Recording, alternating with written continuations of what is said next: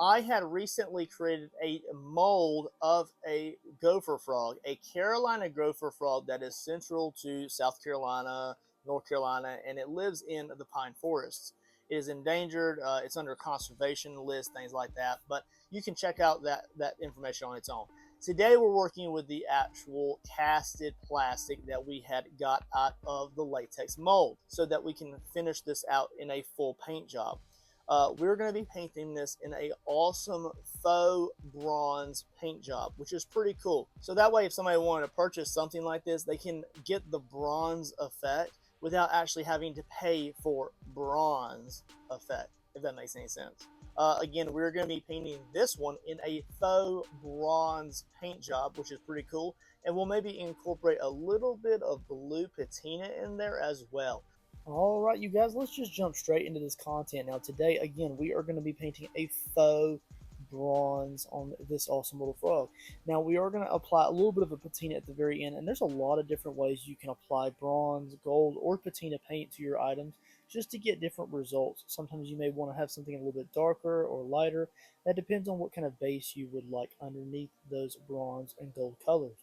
Usually you want to start off with a dark black base or something very dark, and it really does bring out the richness of those bronze and gold paints. If you were to go over the white, it takes a lot more layers to get the same result. So just be aware, but your bronze would show up a little bit lighter in color. So it depends on what kind of overall look you would like to go for. Now we are going to begin by giving this, of course, a bronze base coat here over the Mars Black. Now we are doing a stippling, so don't do like a brush stroke. You're going to stipple this into all the nooks and crannies. You really don't want to have any of that Mars Black peeking through. And the reason for which is, if this was a pure bronze sculpture and it was stained or distressed in the creation process, it would be completely the same color, but the different variations in the depth of the sculpted textures is what would give you the shadow for the bronze sculpture. So make sure you stipple the original bronze into all of the nooks and crannies here. It's very satisfying, really, to go over the Mars Black with this color because it really does transform so quickly in a dramatic way. So stippling again, we're going to stipple this into all the nooks and crannies, where if you do a brush stroke, you're just getting the top edges of those textures that we had sculpted into the original sculpted design. But as you can see, this is so satisfying, and I'm really enjoying the process here. It doesn't take very long to really blast through a painting like this. Of course, it's a small item that we're painting, but it really doesn't take very long. It more so takes just time because you kind of want it to dry between some of the layers. So there we have our original bronze base coat. Oh my goodness, we have not mentioned the color. Now this is an antique bronze that we're using. And all of these paints are from Folk Art. So Folk Art craft paints directly out of the tube, no mixing required. And then we'll go ahead and go in with a wash. Now this is a dark sepia wash. One of my favorites is Dollar and Rowney. And they are my very favorite. It's just a nice acrylic wash. And of course, here in the near future, I'm going to show you how you can make your own washes.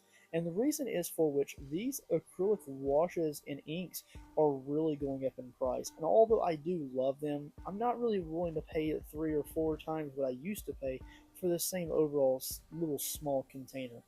So do I love the Dollar and Rowney inks? Yes, I do. But is it worth paying, $5 to $6 to $7 to $8 more than what I used to pay? Not really. So we're going to go ahead and do some experimentation and create our own. So make sure you stay tuned to the channel for that. So here we are. You can see it's very blended here.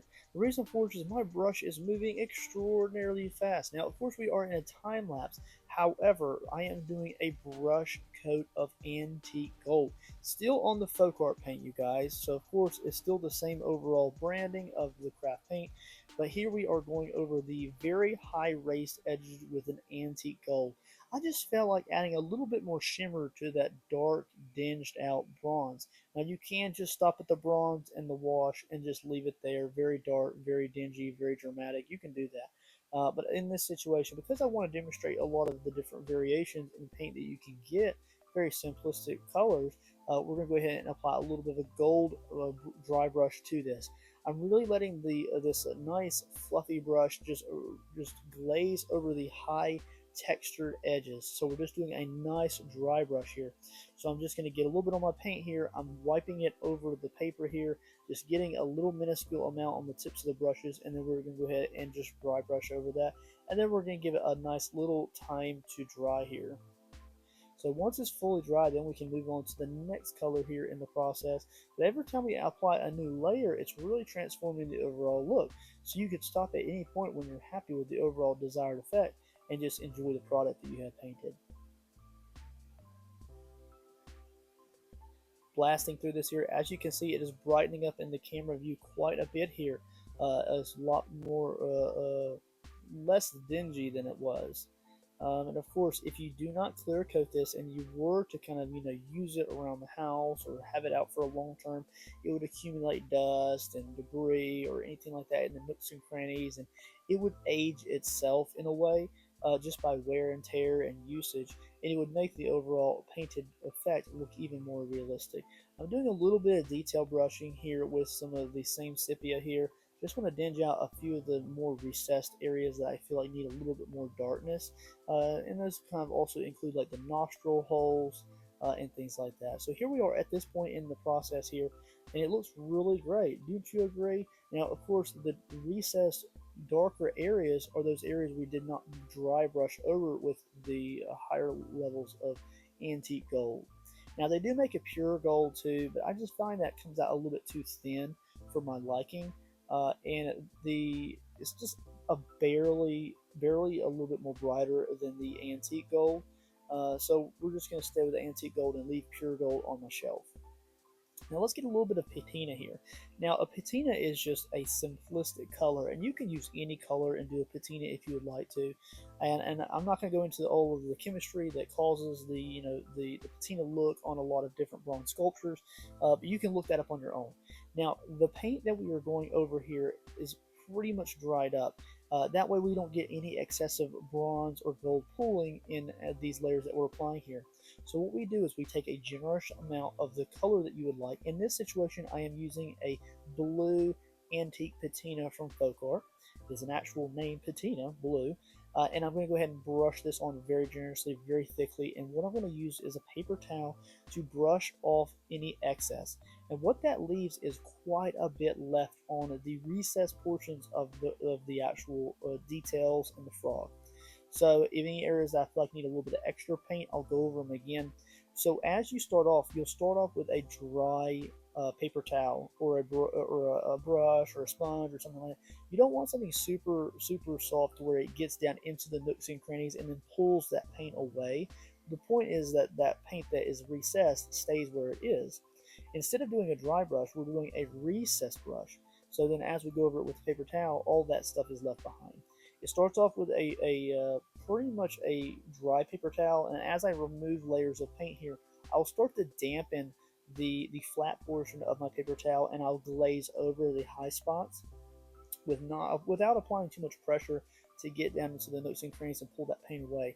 And we want to make sure we clean up the outside edges of those details so that those higher raised edges retain that shimmering bronze or gold that you had painted into the item here. So, of course, there's the dry paper towel there. It really doesn't pull up all the paint. It really smudges it around. It also pushes it down into the recesses. And here we are dampening it a little bit. You start to expose some of that bronze and gold there. And you could do this multiple times until you're really just happy with it. But every time you apply a new layer of, let's say blue in this situation, you're really leaving that detail a little bit thicker every time you leave more paint in there. So the paint really does thicken up a lot. You could also let this dry at this point and then do another dirty wash over the blue if you would like to.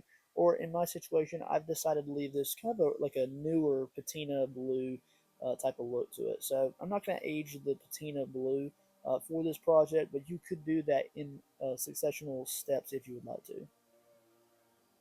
Making sure to get the butt right there, which is some of those areas are hard to get to, but we want to make sure that we get as much cleanliness on those higher raised edges as we can. Alright, so with that pretty much done, we're going to go ahead and go over this a little bit more with the paper towel. I'm trying not to remove too many of the portions of this project from the videography. I just want you to understand the overall steps that we went through, even though this is like a 6 times speed like time lapse. I really want you to understand, like, hey, look, this is how many times I really did have to pull different paper towels out to get it clean, just because that's the process that you have to go through to get a really great item here. A lot of times when we kind of time lapse and like highlight clip and remove a bunch of segments of the project, you as the viewer who's trying to learn how to do something, you really miss out on the actual like the length of time or how many layers we do. This is a lot more in depth, I would like to believe, than some of those other videos out there that just blast through it in 3 minutes and then move on to the next project. I really want you to take from this a little bit of knowledge or something new that you may not be doing, or if you're starting off scratch and you want to paint like a sculpture or something in a bronze patina, then hey, look, there you are. This is the whole step, the whole process. Trying to get some of those nooks and crannies around those feet. That's a very tight squeeze right there, so we want to make sure we get a little bit of that removed there. And then there we go. We're getting pretty close to being done here. And of course, I'm going to clean it up just a tiny bit more, but for the most part, we're pretty good. Now, if there was any kind of film of blue paint left behind that just the paper towel is just not getting up for some reason, or too much time had elapsed and it dried up a little bit and left that blue film behind, then what you can do is you can go over it with a little bit more of the brush coat here, so like a dry brush of either the bronze or the gold. I actually do a little bit of both. So I do use a little bit of bronze around the rock formation, and then on tops of the frogs, I come in with a little bit more of the gold, just to give the frog just a little bit more shimmer compared to the rock formation around it. Overall, though, like we started off with a bronze, and you can stay with the bronze. I'll say that again. But like I said, I just want it to have a little bit of shine to it.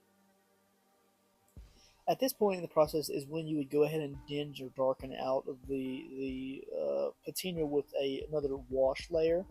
Now you could make that wash layer out of like a burnt umber, a raw sienna, or like a sepia. Again, the sepia is so dark that it just really darkens it out more than I would like to see. But if you really want that aged look, then that blue would be dinged out quite a bit.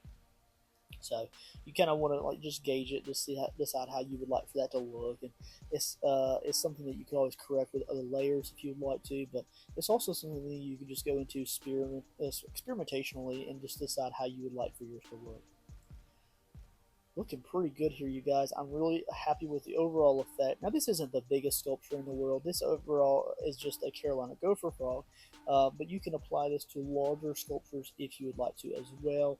And of course, we only used a few different colors here. We used the Mars Black, the Antique Bronze, then we used the Antique Gold, and a little bit of the sepia wash before we went into a Antique Blue Patina, and a majority of those are from Folk Art, and then of course one is from Dollar and Roundy, and that is the ink. And again, guys, we might do some videos making our own washes and inks in the near future, so make sure you stay tuned to the channel and make sure you like and subscribe, hit that notification bell. We got all sorts of art coming out in the near future.